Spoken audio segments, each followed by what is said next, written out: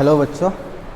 तो आज हम कंटिन्यू करने वाले हैं अपना चैप्टर कंटिन्यूटी एंड डिफरेंशिएबिलिटी, जिसमें हमने कंटिन्यूटी के बारे में पढ़ लिया था। एक्सरसाइज हमारी 5.1 हो चुकी थी।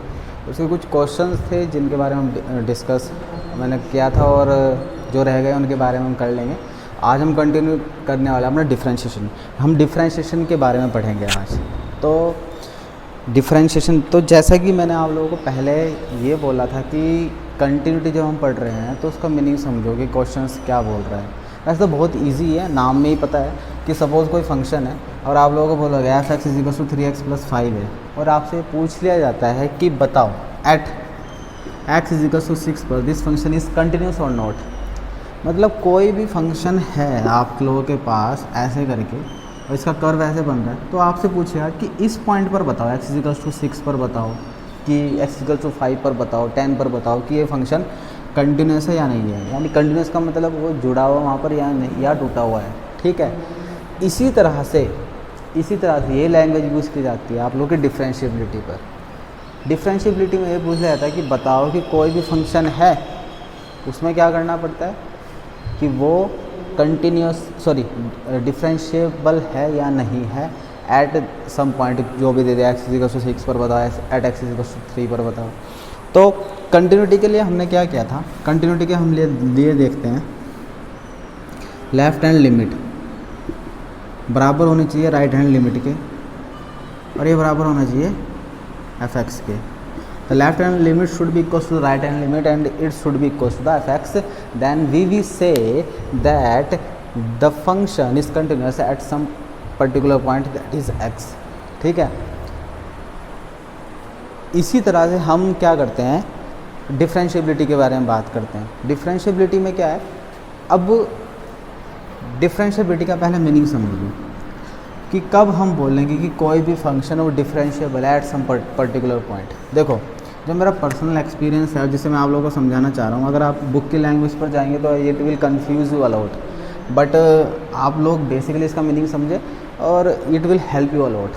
ठीक है, तो जैसे कि ये आप लोगों का कोई भी फंक्शन है और ये आप लोगों का x = मान लो 2 है, तो अगर इस एट x = 2 पर सिर्फ ये फंक्शन जो भी है, ये f(x) जो भी होगा, कोई भी फंक्शन है, इसका मैंने ग्राफ बनाया और मैंने एट x = 2 पर मैंने एक टेंजेंट ड्रॉ करी।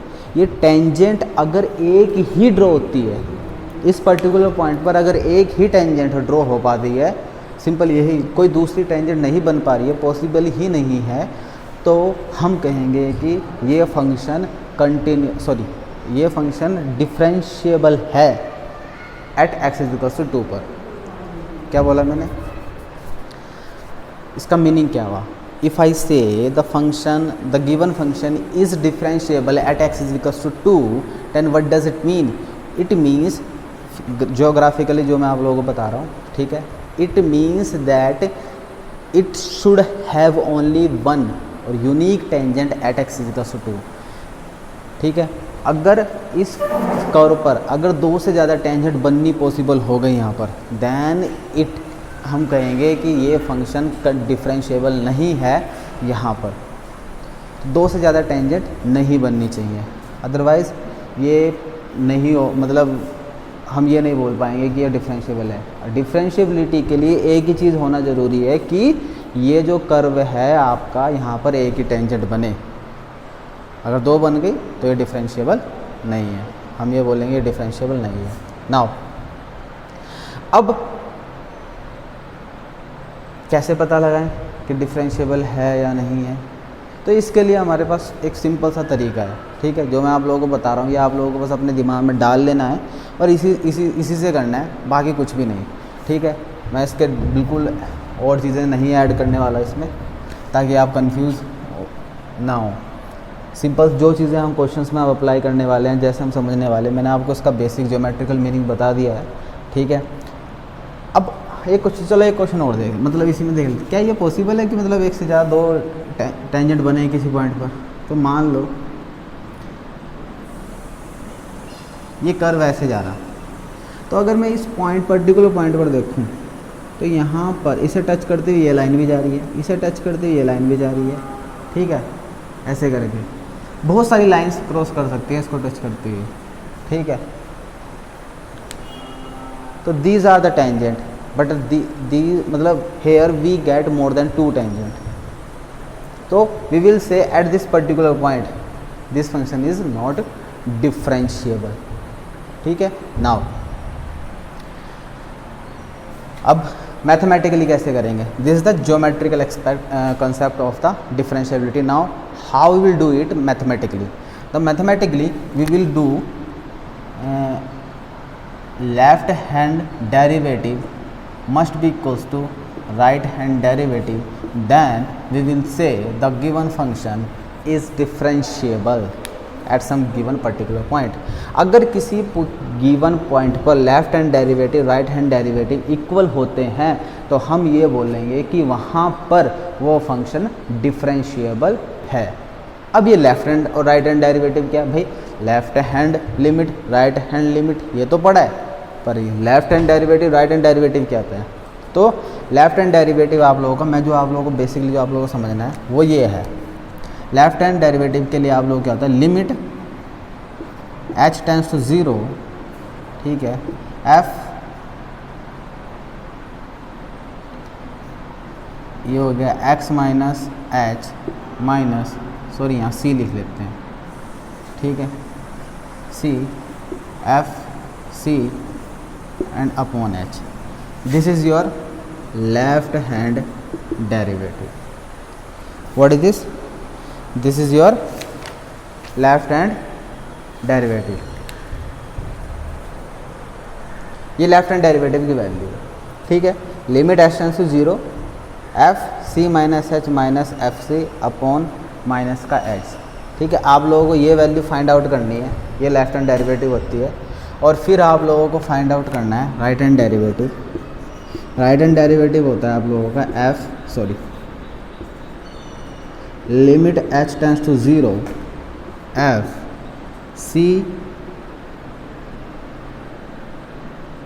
Plus h minus f c upon h, ये आप लोगों की होगी right hand derivative. Limit h tends to 0 f c plus h minus f c upon h, और h टेंड्स टू 0 याद रखिए। ये किसी भी फंक्शन के लिए आप लोगों को ये दो चीज़ें फाइंड आउट करनी है, and you know how to find out the limit, कहाँ पर लिमिट पुट करनी है कहाँ पर नहीं करनी है, कैसे फाइंड आउट करना है, तो ये मैंने आप लोगों को बताया हुआ है, ठीक है। तो अगर किसी पॉइंट पर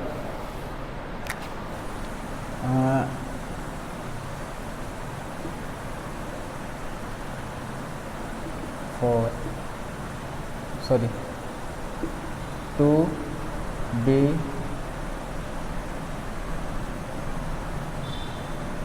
differentiable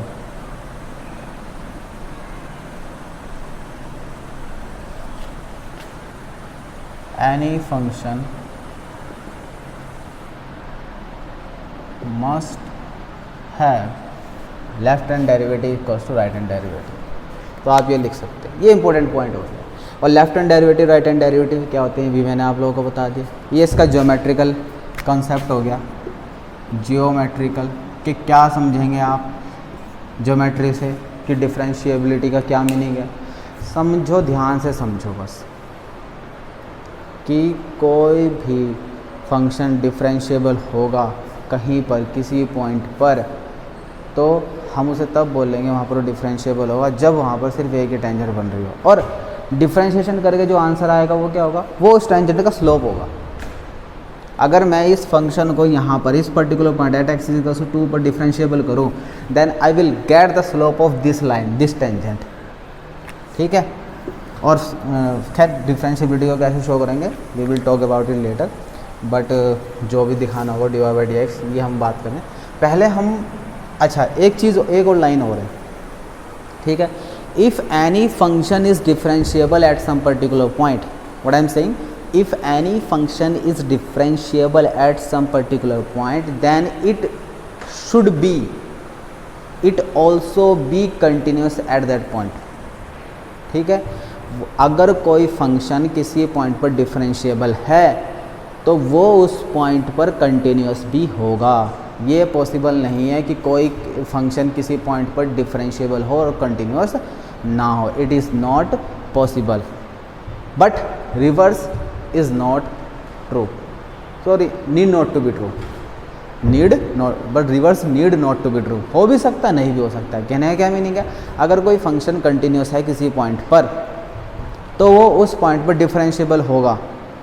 पॉसिबल है, नहीं भी है, हो भी सकता है, नहीं भी हो सकता है। डिफरेंशिएबल है तो कंटिन्यूस पक्का होगा, गारंटी है। ध्यान से सुनो इस बात को, डिफरेंशिएबल है तो कंटिन्यूस पक्का होगा, लेकिन अगर कंटिन्यूस है तो डिफरेंशिएबिलिटी के बारे में बात नहीं की जा सकती। हो भी सकता है, नहीं भी हो सकता है, ऐसी पॉसिबिलिटी है, ठीक है। और उसके एग्जांपल हम अभी आप लोगों को बता दूंगा बिल्कुल पक्का। जैसे अच्छा यहाँ पर ही देख लो आप, ये अगर इस पॉइंट पर बोल लेंगे तो यहाँ पर इस पॉइंट पर ये फंक्शन टूटा थोड़ी, डिसकंटिन्यूस थोड़ी है, जुड़ा हुआ ना है, तो कंटिन्यूस है लेकिन डिफरेंशिएबल नहीं है। तो ऐसे जो न्यूक्लियली टाइप की जो ग्राफ में जो चीज़ें आती हैं, जहाँ आते हैं ना, वहाँ पर जो फंक्शन हम ये बोल देंगे, देख कर ही बोल सकते हैं कि यहाँ पर डिफरेंशिएबल नहीं है।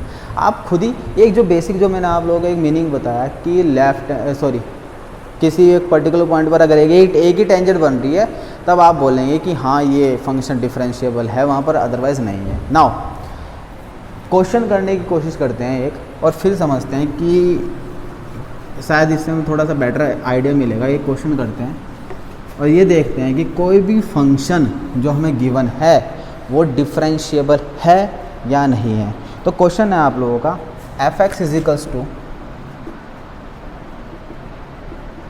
x minus 1 and mod plus x minus 2 differentiable हमें देखना है। तो कहाँ पर, एट x इक्वल्स टू 2 पर, ठीक है। क्या चेक करना है, डिफरेंशिएबिलिटी, कि यहाँ पर डिफरेंशिएबल है या नहीं।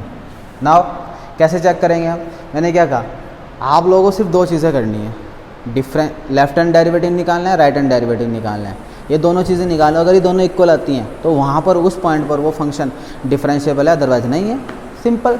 तो लेफ्ट हैंड डेरिवेटिव निकालते हैं, left hand derivative. Left hand derivative के लिए क्या बोला था, लिमिट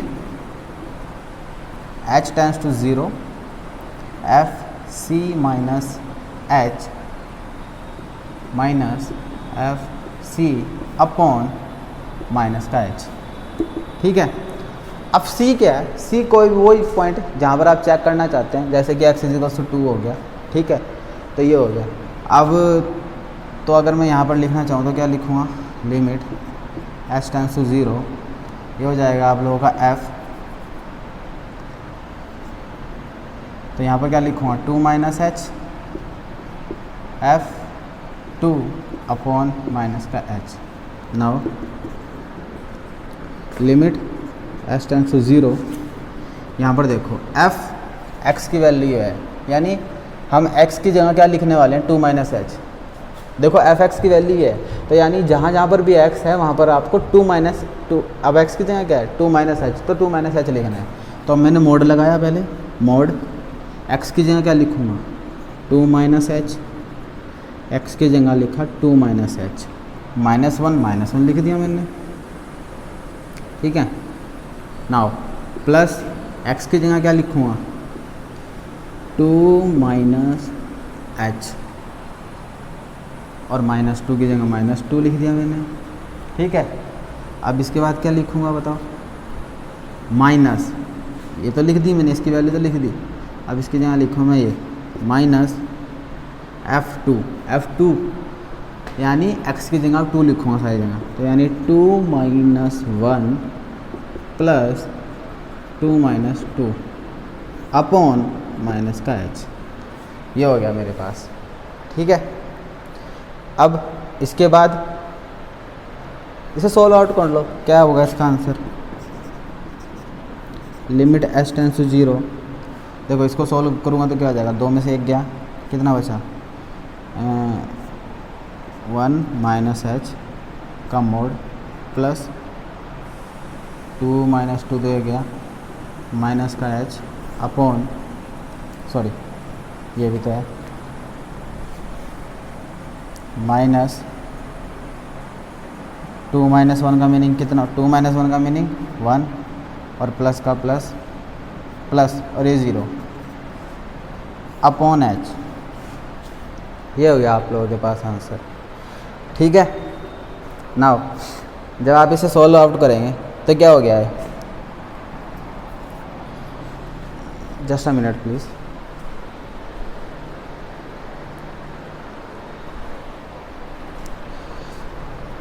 तो अभी यहाँ पर क्या लिखूँगा मैं, लिमिट h टेंड्स टू 0।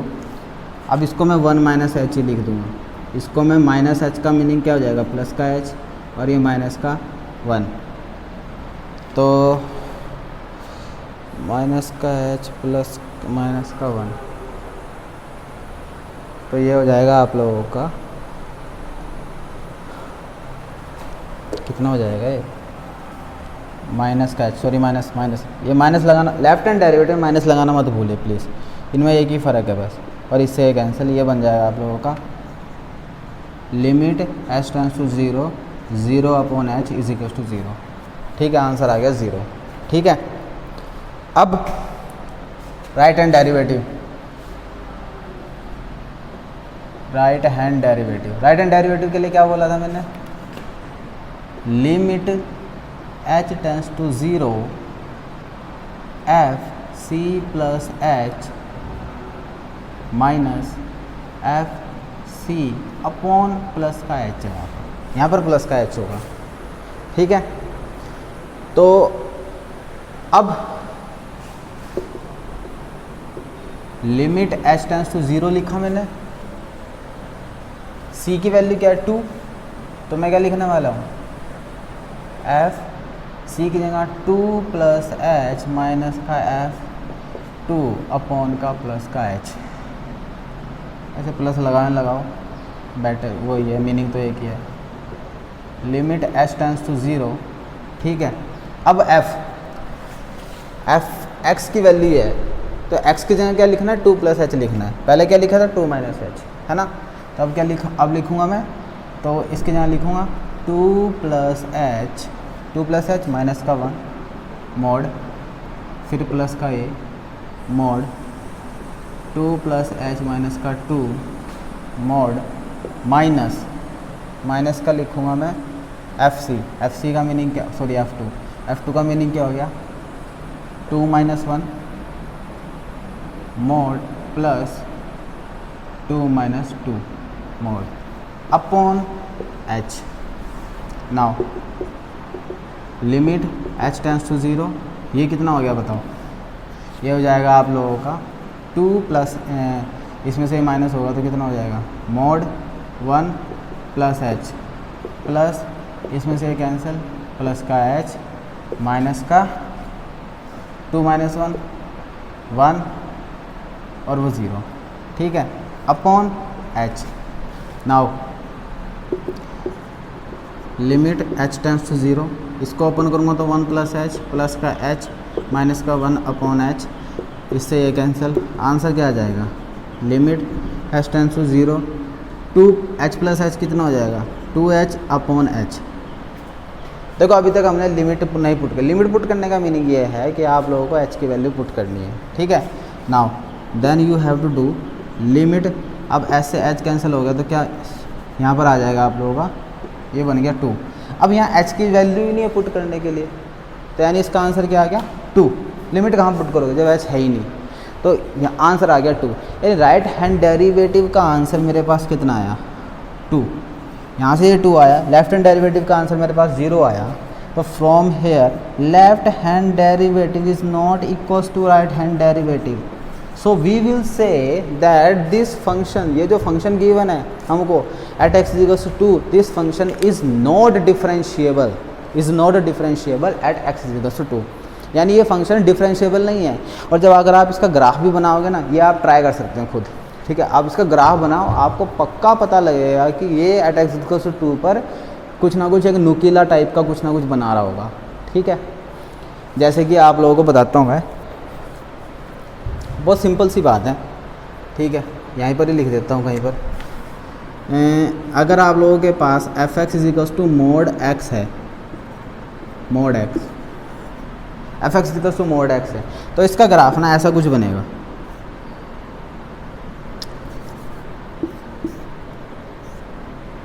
ऐसा कुछ बनेगा इसका ग्राफ, ठीक है। ये हर पॉइंट पर डिफरेंशिएबल है, बट यहाँ पर नहीं है। एट एक्स इक्वल्स टू 0 पर mode x is not differentiable, continuous है बट डिफरेंशिएबल नहीं है, ठीक है। तो डिफरेंशिएबिलिटी के लिए आप लोगों को क्या चाहिए, सिर्फ एक ही टेंजेंट होनी चाहिए आप लोगों के पास, अदरवाइज़ आप लोग अगर एक से ज़्यादा टेंजेंट हुई तो आप ये बोलेंगे वहाँ पर डिफरेंशिएबल नहीं है। नाउ सो इस एक्सरसाइज में इतना ही। मैंने सिर्फ आप लोगों को डिफरेंशिएबिलिटी के बारे में बताया, right hand limit, left hand derivative के बारे। आई होप कि आप लोगों को समझ में आएगा। अगर आप लोगों को नहीं समझ में आया तो आप इसको एक बार वीडियो और देख सकते हैं, नहीं आया फिर मेरे को क्वेश्चन कर सकते हैं, आप लोग मुझसे पूछ सकते हैं, मैसेज कर सकते हैं। Then I will take your queries, जहाँ पर भी आप लोगों को प्रॉब्लम आएगी then I will solve those queries. तो आप लोग इस वीडियो को देखिए, अच्छे से देखिए, और जहाँ पर नोटबुक लेकर तो पक्का ही बैठोगे, क्योंकि ये तो मैथमेटिक्स है, ये तो होने वाले नहीं है ऐसे ही, ठीक है। और ये नहीं कि सिर्फ आप लेटे हुए बेड पर और देख रहे हैं इसको, नहीं, नोटबुक लेकर बैठिए, नोट्स बनाइए, तब आप लोग और क्वेश्चन सॉल्व कीजिए। इसे करने के बाद आप क्वेश्चन सॉल्व कीजिए, देन आप एबल होंगे इस चीज़ को समझने के। और अगर आप लोगों के ये बेसिक फंडामेंटल इसके आपके दिमाग में बैठ गए ना, देन आगे जो चैप्टर होने वाला है वो बहुत ज़्यादा ईजी होने वाला है आप लोगों के लिए, क्योंकि उसमें कोई भी दिक्कत आपको नहीं आएगी अगर आप लोगों ने ये चीज़ सीख ली। और क्वेश्चन एग्ज़ाम में कितना भी टफ क्वेश्चन आ जाए, अगर आप लोग कॉन्सेप्ट पता है ना, आप कहीं ना कहीं से उसका सॉल्यूशन निकाल ही लेके आएंगे, ठीक है।